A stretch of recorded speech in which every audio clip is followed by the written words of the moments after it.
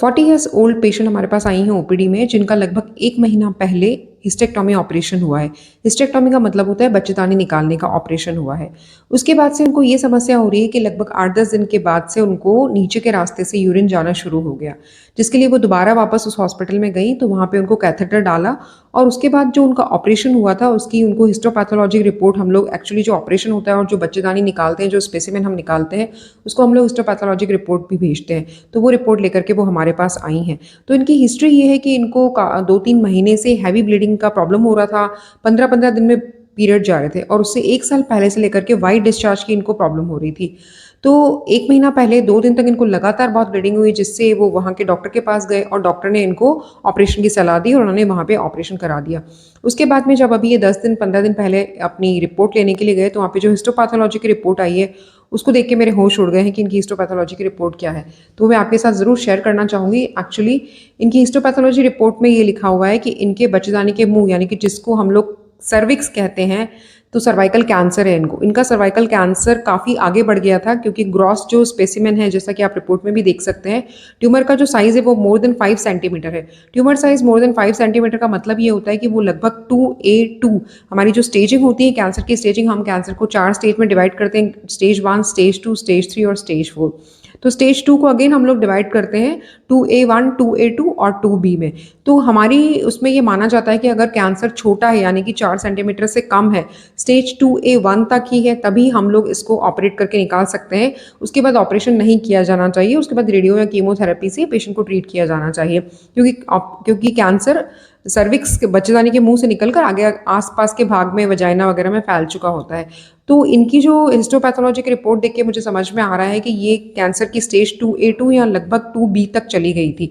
तो ऐसे केस में ऑपरेशन एक्चुअली नहीं किया जाना चाहिए, पर इनका ऑपरेशन हुआ है। अब इनको यूरिन की निकलने की समस्या हो गई है। तो यहाँ पे ट्रीटमेंट में कहाँ-कहाँ गलतियाँ हुई हैं? तो सबसे पहले तो आपको ये जानना बहुत ज़्यादा ज़रूरी है कि अगर आपको कोई प्रॉब्लम हो रही है, तो आपको किस कंसर्निंग डॉक्टर के पास जाना चाहिए। जैसे कि इनको पीरियड से रिलेटेड प्रॉब्लम थी, तो इनको आइडियली गायनेकोलॉजिस्ट को कंसल्ट करना चाहिए था।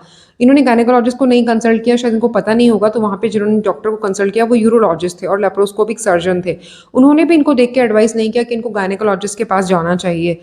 गायनेकोलॉजिस्ट के पास जाने से ये होता है कि उनको ही ये पता रहता है कि हमें नीचे से एग्जामिन कैसे करना है, जिसको हम लोग हमारी लैंग्वेज में पर स्पेकुलम और पर वजाइनल एग्जामिनेशन, यानी कि नीचे से रास्ते से हम लोग स्पेकुलम डाल के देखते हैं कि बच्चेदानी के मुंह पे कोई घाव या कोई प्रॉब्लम तो नहीं है जिसका हम लोग को बायोप्सी लेना है, या फिर हम लोग पीवी करके भी देखते हैं। तो ये चीज़ें हम, क्योंकि हम लोगों ने इसकी ट्रेनिंग ली है, तो इसलिए हमें पता चलता है। दूसरे डॉक्टर्स को, जो लेप्रोस्कोपिक सर्जन है या दूसरे जो यूरो सर्जन है, उनको इस बात का आइडिया नहीं लगता है। दूसरी गलती यहाँ पे ये हुई कि जब उन डॉक्टर को पता था कि ये केस उनका नहीं है, तो उनको ये केस आगे कंसर्निंग डॉक्टर को, या तो गायनेकोलॉजिस्ट को या फिर ऑन्को सर्जन को ये केस रेफर कर देना चाहिए था। पर उन्होंने ऐसा नहीं करके ये केस को, शायद उन्होंने उनको नीचे से एग्जामिन ही नहीं किया। तीसरी बहुत बड़ी गलती यहाँ पे ये हुई है कि इन पेशेंट को, जब भी महिला को बहुत हैवी ब्लीडिंग की शिकायत हो, तो उनका ऑपरेशन करने से पहले हमेशा सर्वाइकल बायोप्सी और बच्चेदानी के अंदर की जो लाइनिंग होती है, जिसको हम लोग एंडोमेट्रियम बोलते हैं, एंडोमेट्रियम लाइनिंग का एक बायोप्सी लेके हमें लैब को भेजना होता है। उसकी रिपोर्ट आने के बाद जब हम लोग कैंसर को रूल आउट कर लेते हैं, तभी उसको ऑपरेशन हम लोग कर सकते हैं। अगर उसमें कैंसर की कोई भी चीज़ आ रही है, कैंसर के कीटाणु आ रहे हैं, तो उसको कंसर्निंग ऑन्को सर्जन को या फिर ऑन्कोलॉजिस्ट को हमें केस को रेफर करना चाहिए। तो यहाँ पे दूसरी एक बहुत बड़ी गलती ये हुई है कि उन्होंने इस केस को रेफर नहीं किया। अब उनका ऑपरेशन हो चुका है और अब वो हमारे पास हिस्टोपैथोलॉजी की रिपोर्ट के पास लेकर के आए हैं।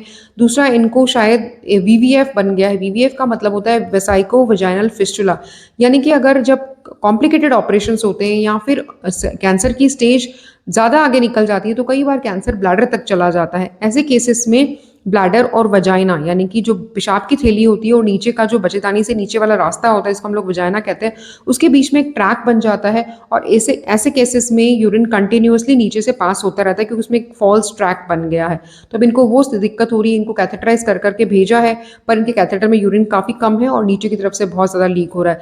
20 दिन से लगातार यूरिन लीक होने की वजह से आसपास की जो जगह है वो पूरी लाल हो गई है, एक्सकोरिएटेड हो गया है, बहुत ईचिंग का प्रॉब्लम हो रहा है पेशेंट को। अब हम इनको ऑन्कोलॉजिस्ट के पास भेजेंगे और यूरोलॉजिस्ट के पास भी हमें इनको रेफर करना पड़ेगा। तो इस केस की स्टडी करने के बाद में मेरा आप लोगों से सबसे ये सजेशन है नंबर 1 कि अगर आपको जो भी कंसर्निंग प्रॉब्लम है तो आप अपने कंसर्निंग डॉक्टर के पास जाइए। यानी कि इस केस में इन महिला को पीरियड से रिलेटेड प्रॉब्लम था तो प्लीज़ आप फर्स्ट नंबर पे अपने गायनेकोलॉजिस्ट को कंसल्ट करें। सेकंड, आप जिस भी डॉक्टर के पास जा रहे हैं प्लीज़ उनके बारे में अच्छे से पता कर लीजिए कि वो किस तरह के डॉक्टर हैं, किस तरह के सर्जन हैं। तीसरा, अगर आपको ब्लीडिंग से रिलेटेड प्रॉब्लम्स ज़्यादा हैं तो आइडियली आपको सबसे पहले डीएनसी करवाना चाहिए और एक सर्वाइकल बायोप्सी करवाना चाहिए। उसकी रिपोर्ट के बाद ही आपको सर्जरी करने का अपना खुद का डिसीजन लेना चाहिए। चौथा, अगर आपको आपके डॉक्टर किसी भी मेडिसिन को लेने की सलाह दे रहे हैं या फिर सर्जरी करवाने की सलाह दे रहे हैं तो प्लीज़ आप इसके लिए सेकंड ओपिनियन ज़रूर से लीजिए। तो आप अच्छे से आप अपना सर्च करिए और अपना सेकंड ओपिनियन लेने के बाद ही आगे की सर्जरी के लिए प्रोसीड करें।